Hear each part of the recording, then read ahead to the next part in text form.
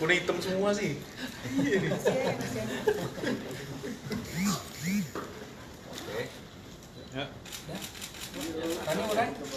Ya. Mbak Tantri dan Mas Ada selamat atas kelahiran anaknya. Mungkin bisa diceritakan prosesnya kemarin seperti apa?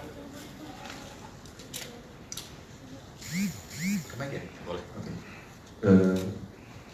Sebelumnya terima kasih buat teman-teman media udah datang ke sini, dan sebelumnya maaf tadi agak telat, agak telat sih, telat banget jam 11 karena Tantri nyusuin, tapi alhamdulillah teman media mau ngerti. Terima kasih.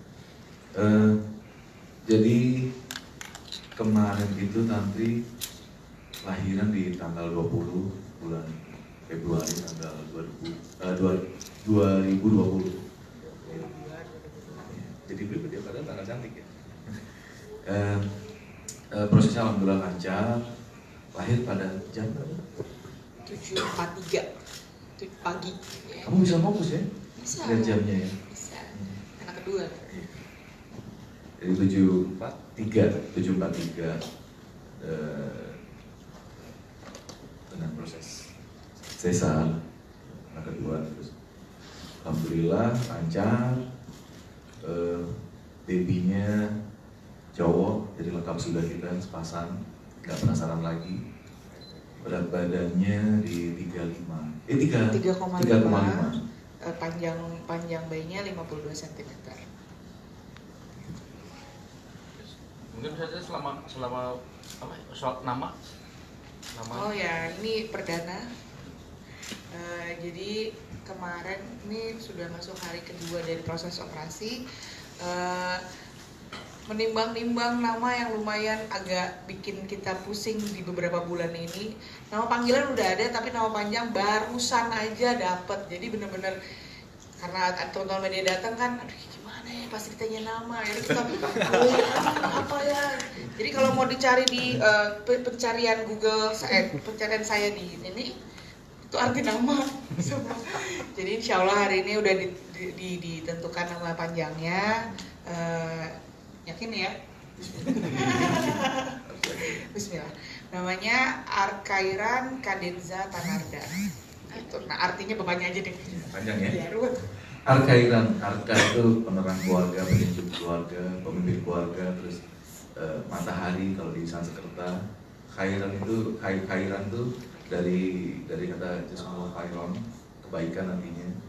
Terus Cadenza itu bahasa Italinya musik. Itu tetap karena kita ada musisi. Terus Tanarda standar Indonesia ya, jadi harus ada keturunan dari Arda dan Tantri. Jadi harapannya adalah semoga ini anak menjadi penyejuk keluarga, pemimpin keluarga yang membawa kebaikan, yang cinta musik, karena musik itu fleksibel, bikin orang jadi fleksibel, bikin orang jadi manusia yang mengerti tentang keindahan dari keturunan Arda dan Tantri. Memang sengaja memilih tanggal cantik. Sebenarnya sih kalau dibilang sengaja ya antara nggak sengaja nggak sengaja, karena memang HPL mendekati tanggal itu gitu. Dan proses kelahiran anak pertama juga kan melalui proses yang dari normal. Jadi aku punya cerita lumayan panjang dari kelahiran anak pertama yang bisa aku jadiin pelajaran di kelahiran anak kedua.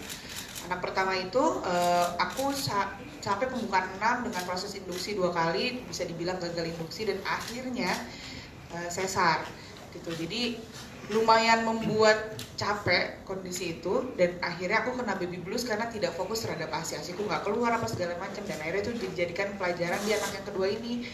Bukan berarti nggak kepengen normal, pasti semua orang pengen normal, tapi menurutku perjuangan seorang ibu bukan dilihat dari normal atau tidak normalnya proses kelahiran, tapi setelah itu juga masih panjang sekali perjuangan ibu gitu. Jadi aku akan yang di kelahiran kedua ini, kalau dari aku sih aku kayak gue harus fokus sama ASI, gue nggak mau kena baby blues lagi. Jadi ya pelajaran itu yang kemarin pas persalinan pertama baru lahir bapaknya udah langsung posting, jadi rame orang, rame semuanya gitu. Jadi nggak kepikiran sejauh itu. Nah yang kali ini kita baru announce di tanggal 21 dengan alasan memang aku mau bonding sama anakku gitu.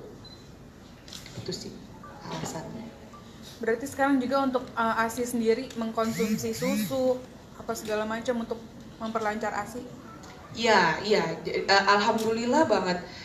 Kan kalau proses operasi itu ternyata kalau dari dokter, kebetulan kami sama dokter Karno ya di Mayapada, jadi kalau dari proses operasi itu hitungannya masih 0 hari ya sampai dia lahir. Tapi kalau yang kemarin tanggal 21 itu baru 1 hari, jadi dalam waktu 1 hari itu dengan proses sesar, alhamdulillah hasilnya udah keluar. Saking bener-bener aku tuh udah mindsetnya positif banget, dan aku pengen dikelilingi sama orang-orang yang memang support ASI gitu. Jadi minum bukan suplemen ya, minum ya susu, terus habis itu ada kan sekarang banyak banget ya, ada cookies apa segala macam, dan alhamdulillah banget udah keluar gitu. Mbak Tantri, anak pertama bahagia nggak sih melihat kelahiran yang anak kedua ini? Ada cemburu. Ada cemburu juga iya. seperti apa? Kebetulan dia lagi sakit kan, si Karanada. Akhirnya kita memutuskan untuk kasih dia ketemu sama adiknya itu baru kemarin karena dia udah nggak sabar, kita video call, loh bunda kok perutnya udah hilang, adiknya udah lahir ya gitu. Terus iya, terus aku lagi nyusuin, terus aku kasih video call, matanya tuh berbinar-binar yang bener-bener, aku mau ketemu boleh bunda, pakai masker ya nak. Terus pakai masker, dia beneran pakai masker, dia beliin kado. Terus aku juga sengaja sama Panda, kita beliin kado ya, jadi seakan-akan memang si adiknya ini kasih kado ke kakaknya, begitu pula kakaknya kasih kado ke adiknya.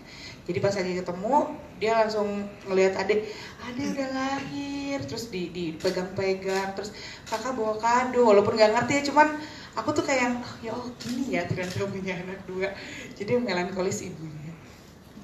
Tapi sempat ada cemburu-cemburu gitu?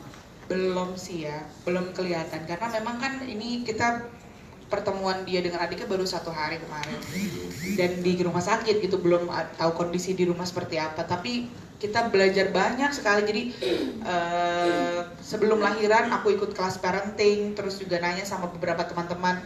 Chua dan Sela kan juga udah duluan punya anak, nah kedua kan, jadi nanya banyak hal. Ternyata memang ya itu salah satunya dari Chua juga, dia kan lo beli kado, dia bilang gitu. Oh oke, udah beli kado. Terus nanti kalau lo nyusuin, lo izin sama anak lo, terus bilang main dulu ya sama Panda gitu. Tapi nanti setelah nyusuin udah main lagi sama Kara. Berbagi peran di situ ya, karena memang si Kara ini kakaknya ini tipikal anak yang bukan main apa tapi dengan siapa gitu. Jadi melihat karakternya, oh dia memang dengan siapa dia main gitu. Dia memang kalau dicuekin dia kerasa banget agak cranky langsung apa ya. Makanya caper biasa mungkin anak kecil ya.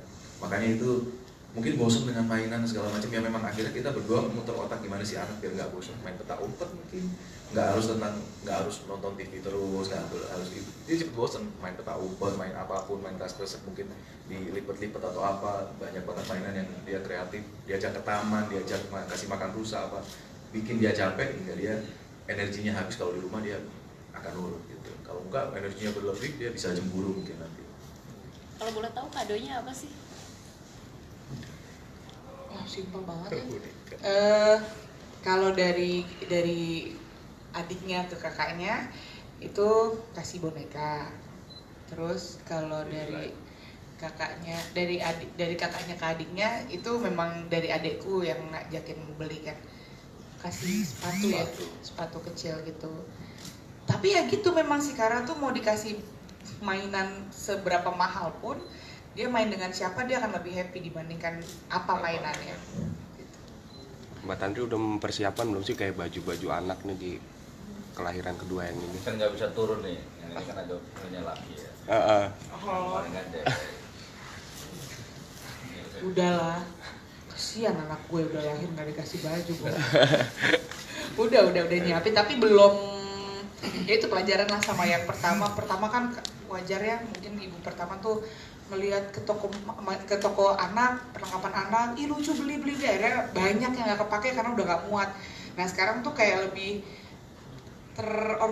terorganize gitu waktunya. Anak laki, hati-hati anak laki jangan cepet-cepet beli ini karena badannya lebih